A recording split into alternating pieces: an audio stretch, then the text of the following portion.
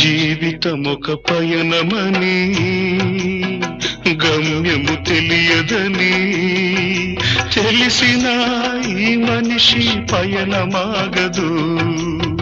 జననం ధర్మమని మరణం కర్మమని తెలిసిన జనన మరణ చక్రమాగదు.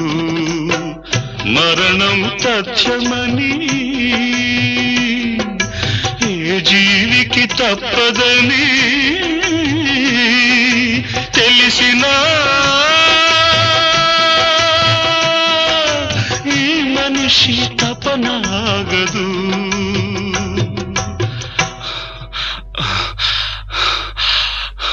ఈ బ్రతుకు తపనాగదు.